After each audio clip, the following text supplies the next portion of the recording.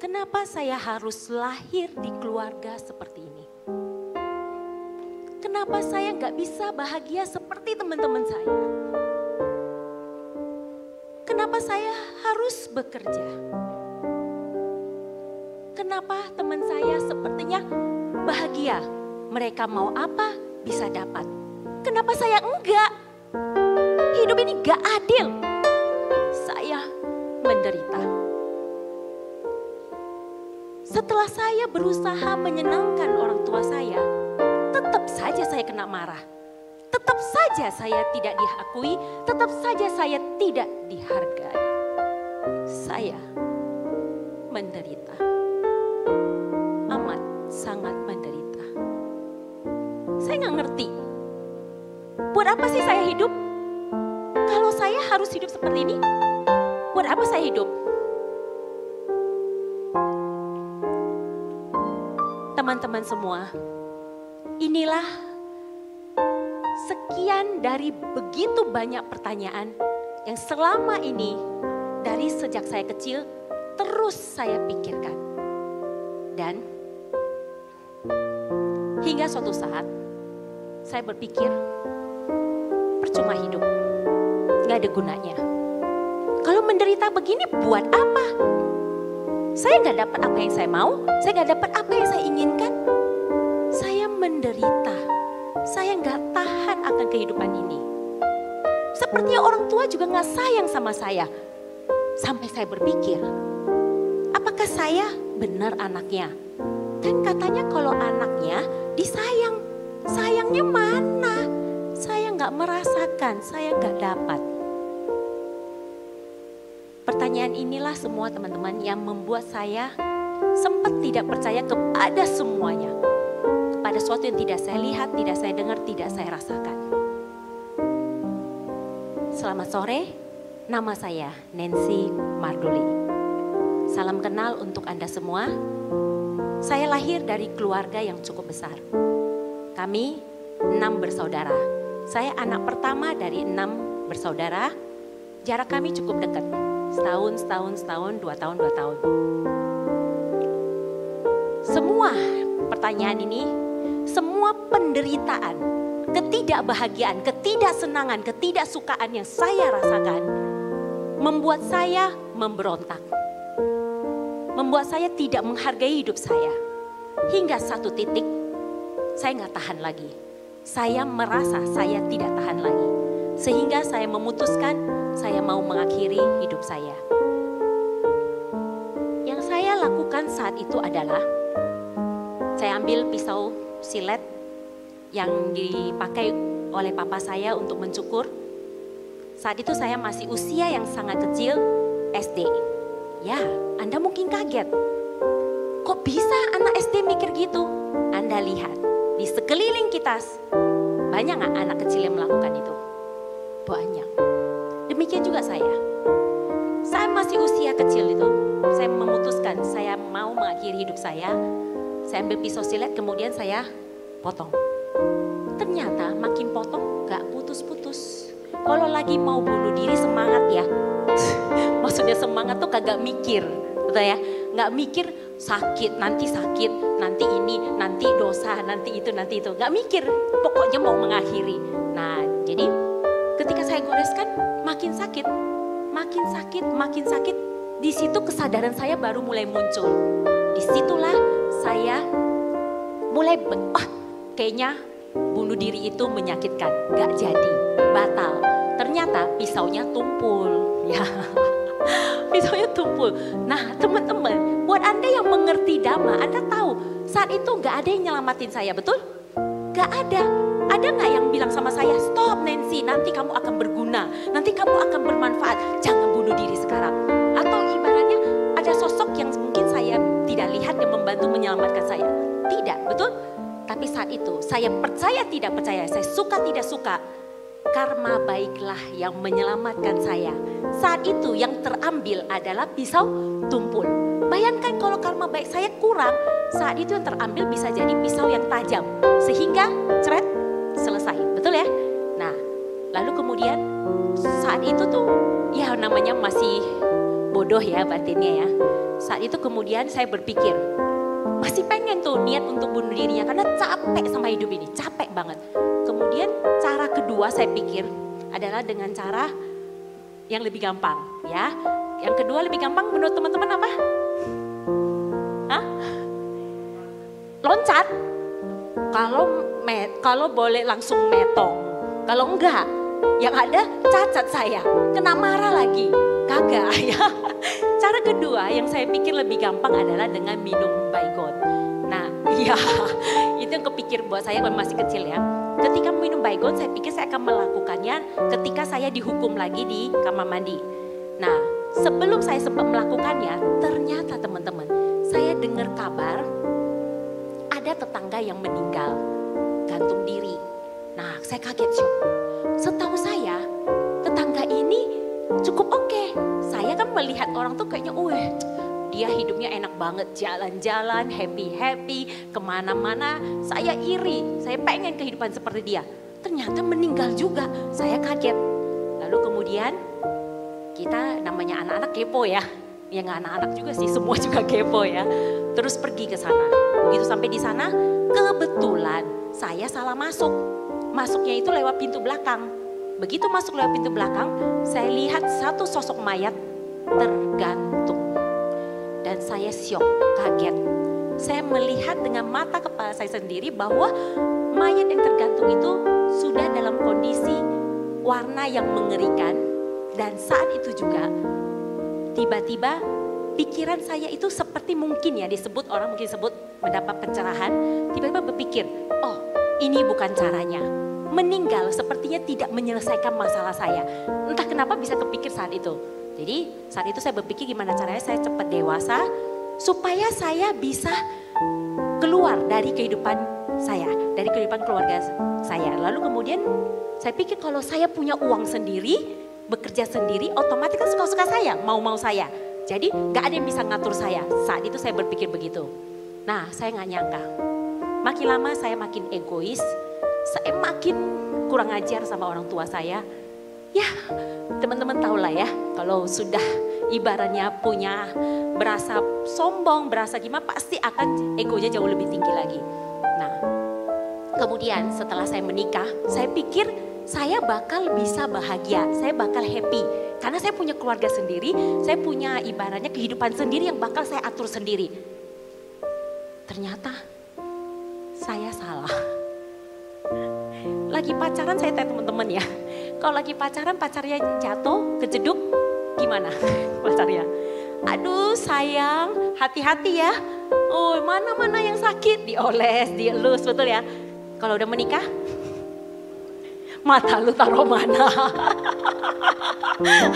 Masa batu segede itu kagak lihat? Waduh, pokoknya kayak gitu. Itu wajar ya. Inilah kehidupan. Karena waktu lagi pacaran tuh ketutup hormon cinta, jadi nggak kelihatan semuanya. Nah makanya dibilang kalau lagi pacaran tuh kotoran rasanya seperti coklat. Ada yang bilang ya, bukan saya ya. Iya. Nah tapi ya inilah kenyataan hidup ya teman-teman. Kemudian ya, setelah menikah itu ternyata saya merasakan penderitaan yang jauh lebih besar daripada waktu saya kecil. Nah saya merasa kok kayak gini sih hidup, gak mungkin hidup gak ada bahagia-bahagianya. Disitulah teman-teman, di titik itu pada saat saya udah capek banget sama hidup, tapi sudah tidak kepikiran untuk bunuh diri. Karena ya itu tadi, dapat yang dua hal itu. Ketika saya sudah tidak kepikiran untuk bunuh diri, yang saya pikirkan adalah gimana caranya saya mencari kebahagiaan di dunia ini. Saat itulah saya bertekad, saya mau mencari kebahagiaan. Kemudian saya mulai yang namanya pencarian diri.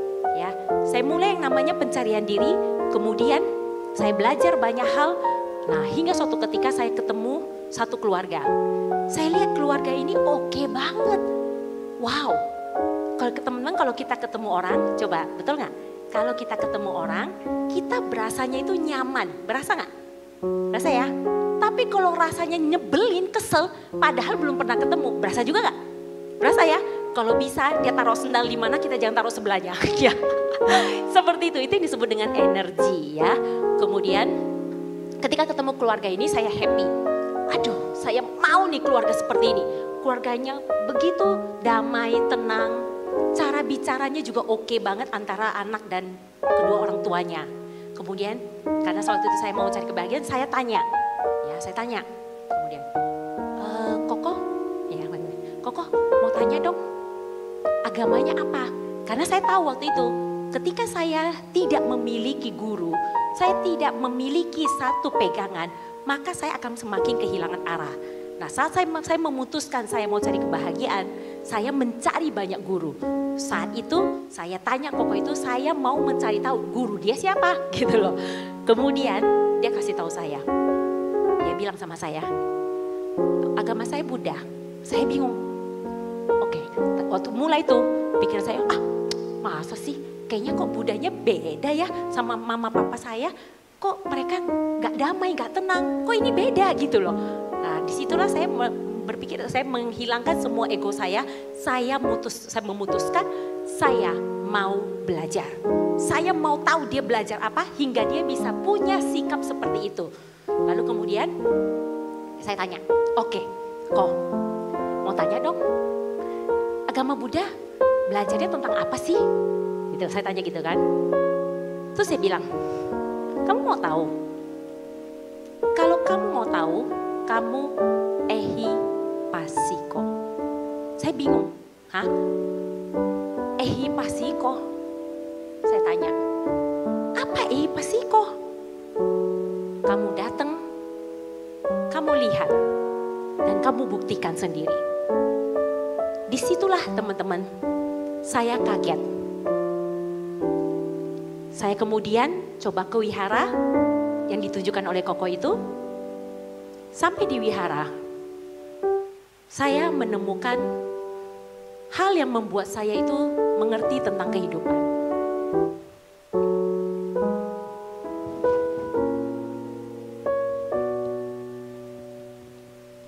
Saya meninggalkan semua ego saya. Tadinya saya yang begitu, yang boleh disebut sok rapi, sok bersih. Masuk ke wihara, saya lihat wihara. Kok wihara seperti ini? Kotor banget. Tempatnya tidak seperti yang saya harapkan. Di situ pikiran saya mulai berontak. Tapi karena saya mau mencari kebahagiaan teman-teman. Disitulah saya menurunkan ego saya nego sama diri saya sendiri. Oke, kita coba. Kalau nggak bagus, kita nggak usah datang. Tapi kalau oke, kita teruskan belajar.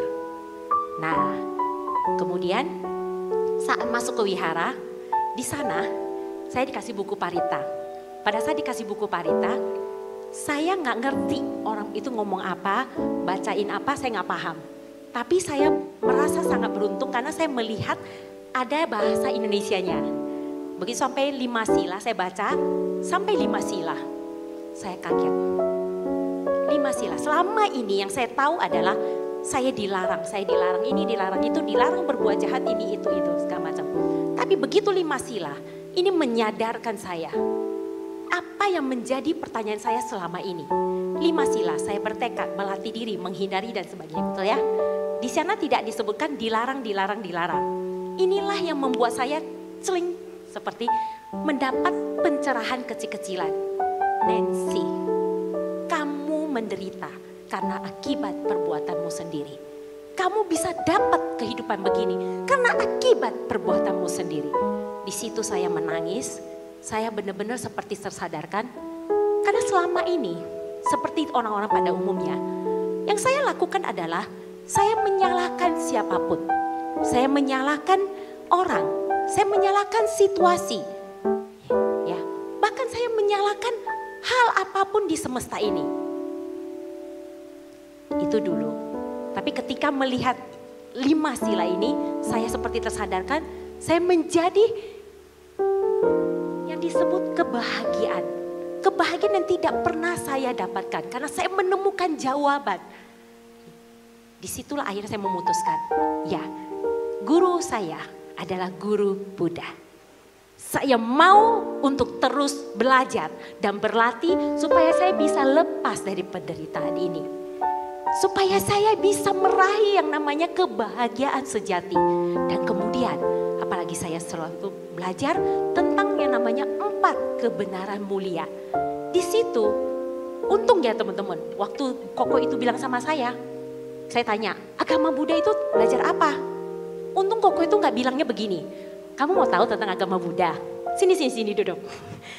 Agama Buddha adalah tentang duka. Biasa umumnya gitu ya teman-teman ya. Agama Buddha adalah tentang duka. Terus saya tanya, misalnya nih ya, contoh berlanjut, saya tanya, duka, apa itu duka? What is duka? Lalu saya bilang, duka adalah penderitaan. Selesai.